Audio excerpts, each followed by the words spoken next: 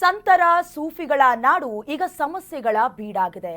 ಬೀದರ್ನ ಬಸವ ಕಲ್ಯಾಣದಲ್ಲಿ ಭಾರಿ ಅವ್ಯವಸ್ಥೆಗೆ ತಲೆದೂರಿದೆ. ಬೀದರ್ನ ಬಸವ ಕಲ್ಯಾಣದಲ್ಲಿ ಭಾರಿ ಅವ್ಯವಸ್ಥೆಗೆ ತಲೆದೂರಿದೆ. ಶರಣು ಸಲಗರು ಪ್ರತಿನಿಧಿಸುವ ವಿಧಾನಸಭಾ ಕ್ಷೇತ್ರ ಇದು. ಎಲೆಕ್ಷನ್ ವೇಳೆ ಅಭಿವೃದ್ಧಿ ಮಾಡ್ತೀವಿ ಅಂತ ಸಲಗಾರ್ ಭರವಸೆಯನ್ನ ನೀಡಿದ್ರು. ಬಟ್ ಈಗ ಬಸವ ಕಲ್ಯಾಣದಲ್ಲಿ ಅಭಿವೃದ್ಧಿ ಅನ್ನೋದು ಮರೀಚಿಕೆಯಾಗಿದೆ.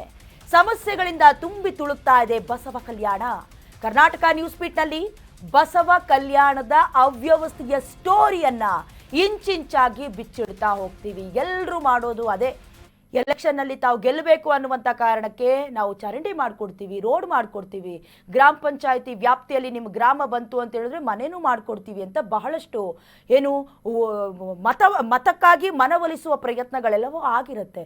ಬಟ್ ದೃಶ್ಯದಲ್ಲಿ ನೀವು ಗಮನಿಸ್ತಾ ಇದ್ದೀರಾ, ಸರಿಯಾಗಿ ಒಂದು ಡಸ್ಟ್ಬಿನ್ ಇಡೋದಕ್ಕೂ ಕೂಡ ಅಲ್ಲಿನ ಕೆಲ ಜನಪ್ರತಿನಿಧಿಗಳಿಗೆ ಯೋಗ್ಯತೆ ಇಲ್ಲ ಅನ್ನೋದು ಗೊತ್ತಾಗ್ತಾ ಇದೆ.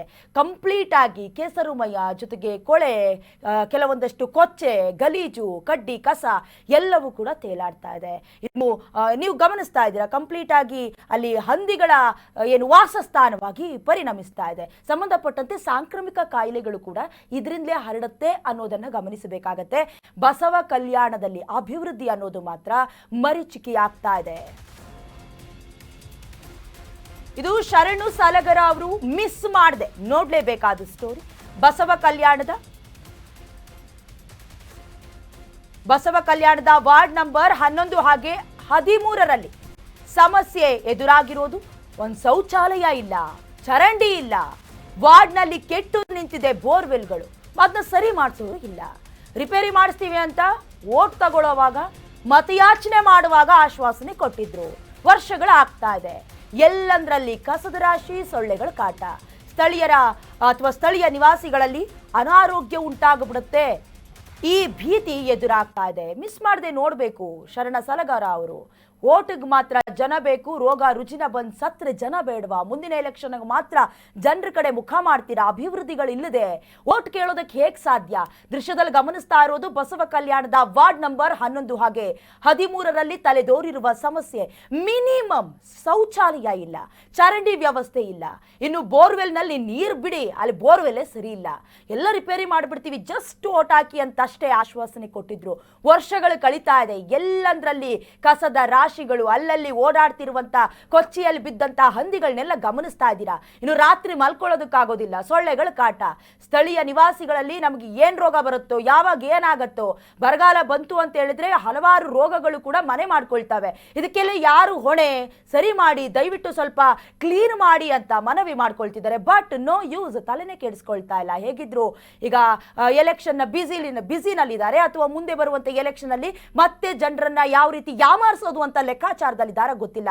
ಶರಣು ಸಲಗರ ಅವರು ಪ್ರತಿನಿಧಿಸುವ ವಿಧಾನಸಭಾ ಕ್ಷೇತ್ರದಲ್ಲಿ ಸಮಸ್ಯೆಗಳ ಬ್ರಹ್ಮಾಂಡವೇ ನಡೀತಾ ಇದೆ. ಆದ್ರೂ ಕೂಡ ಅವ್ರಿಗೆ ಯಾವುದು ಗೊತ್ತಾಗ್ತಿಲ್ವಾ? ಗೊತ್ತಾಗ್ತಿದ್ರು ಕೂಡ ನಾನೇನು ಆ ಏರಿಯಾದಲ್ಲಿ ಇರ್ಬೇಕಾ ಅನ್ನುವಂತ ಅಸಡ್ಡೆನ ಅರ್ಥವಾಗ್ತಿಲ್ಲ. ಇನ್ನು ಸ್ಥಳೀಯರು ಕೂಡ ಮನವಿ ಮಾಡ್ಕೊಳ್ತಿದ್ದಾರೆ, ನೋಡಿ ಸಮಸ್ಯೆ ಹೀಗಿದೆ, ದಯವಿಟ್ಟು ಸ್ಪಂದಿಸಿ ಅಂತ. But no use. ಸ್ಥಳೀಯರ ಸಮಸ್ಯೆಗೆ ಶರಣು ಸಲಗರ ಸ್ಪಂದಿಸ್ತಾನೆ ಇಲ್ಲ. ಬಸವ ಕಲ್ಯಾಣ ಕ್ಷೇತ್ರದ ಶಾಸಕರೇ ಎಲ್ಲಿದ್ದೀರಿ? ಏನಾದ್ರೂ ಟ್ರಿಪ್ ಹೊರಟೋಗ್ಬಿಟ್ರಾ ಅಂತ ಕೇಳ್ತಿದ್ದಾರೆ ಅಲ್ಲಿ ಅವರೇ. ನಿಮ್ಮ ಕ್ಷೇತ್ರದ ಸಮಸ್ಯೆ ನಿಮಗೆ ಕಾಣಿಸ್ತಿಲ್ವಾ ಅಂತ ಪರಿಪರಿಯಾಗಿ ಪ್ರಶ್ನೆ ಮಾಡ್ತಿದ್ದಾರೆ. ಬಸವ ಕಲ್ಯಾಣದಲ್ಲಿ ನಿತ್ಯವೂ ಕೂಡ ಜನ ನರಕ ಯಾತನೆಯನ್ನ ಅನುಭವಿಸ್ತಿದ್ದಾರೆ. ಸಮಸ್ಯೆಗೆ ಪರಿಹಾರ ನೀಡಿ ಅಂತ ಜನಾಕ್ರೋಶ ವ್ಯಕ್ತವಾಗ್ತಾ ಇದೆ.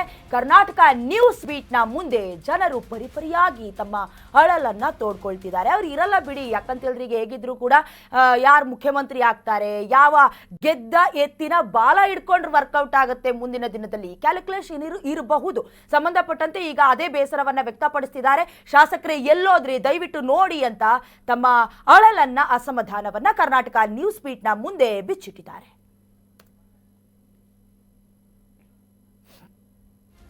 ಈಗ 4 ಸತ ನೋಡ್ರಿ, ಇಲ್ಲೇ ಬಂದು ನೋಡ್ರಿ ನೀವೆಲ್ಲ. ಯಾರು ಬಿ ಈ ಕಡೆ ಇದು ಮಾಡಲ್ಲ ಸರ್. ಅದೇನೋ ಬಜೆಟ್ ರೋಡಿಂದು ನಾಲಿದ್ರು ಬಜೆಟ್ ಬಂದದ ಸರ್. ಬಜೆಟ್ ಬಂದ್ರು ಬಿ ಮಾಡಲ್ಲ 22 ಲಕ್ಷ ಏನೋ 24 ಲಕ್ಷ ಬಂದದ ಸರ್. ಮದ್ವಿ ಮಾಡಲ್ಲ ಸರ್. ಯಾರಿಗೆ ಹೇಳ್ಬೇಕು ತಿಳಿಯಲ್ಲ ಸರ್. ಇದ್ರ ಬಗ್ಗೆ ಅಧಿಕಾರಿಗಳ ಗಮನಕ್ಕೆ ತಂದಿದ್ರೆ ಏನ್ ಸರ್? ಹಾ ಹೇಳಿದ್ರು ಸರ್.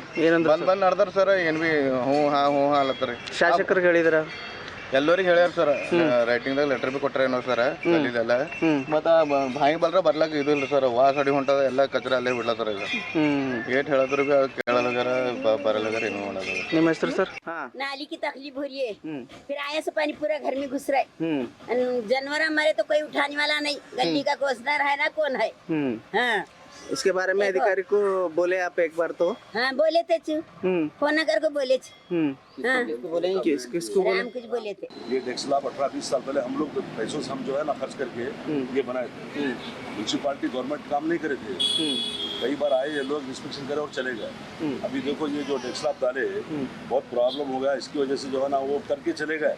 कई बार जो है गाड़ियाँ आने के गिर गए अंदर, कोई जो है सुनवाई नहीं, कोई आने वाला नहीं, कुछ नहीं आने और पूरी तकलीफ में सब पूरा देखो आप कचरा यहाँ पे ये पूरा पड़ा हुआ है यहाँ पे पूरा पीछे तक, और वो जो ड्रेन है ना वो ड्रेन जो है नीचे हो गई है पूरी। ಚುನಾವಣೆ ಏನಪ್ಪ ಅಂದ್ರೆ ಶಾಸಕರು ನಮ್ಮ ಧರ್ಮಪ್ರಕಾಶ್ ಓಣಿ ಏನಪ್ಪ ಅಂದ್ರೆ ದತ್ತಕ್ಕೆ ತೊಗೊಂಡಾರ. ಇದಕ್ಕೇನು ಬಾಗಲಕೋಟದಾಗ ಒಂದು ನವನಗರ ಅಂತದ ರೀ, ಆ ಬಾಗಲಕೋಟೆ ನವನಗರ ಗತಿ ಧರ್ಮಪ್ರಕಾಶ್ ಓಣಿ ಏನೋ ಮಾಡ್ತಂದ್ರೆ ಇನ್ನ ತಕ್ಕ ದತ್ತಕ್ಕೆ ತೊಗೊಂಡು ಹಿಡಿದಿದ್ರು ಪತಾನೇಲಿ ಶಾಸಕರು. ಇದ್ರ ಬಗ್ಗೆ ಶಾಸಕರ ಗಮನಕ್ಕೆ ತಂದಿದ್ದೀರ?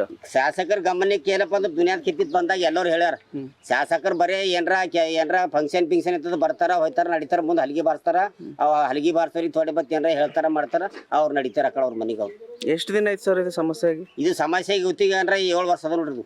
7 ವರ್ಷದಿಂದ ಈ ಸಮಸ್ಯೆ? 7 ಉಪ ಚುನಾವಣೆ ಹಿಡಿದು ದಿನ ತಕ ದತ್ತಕ್ಕೆ ತಗೊಂಡಿದ್ದು ಬಟ್ ಕೆಲಸ ಏನ್ ಬಿ ಮಾಡಿಲ್ಲ ಅವ್ರು.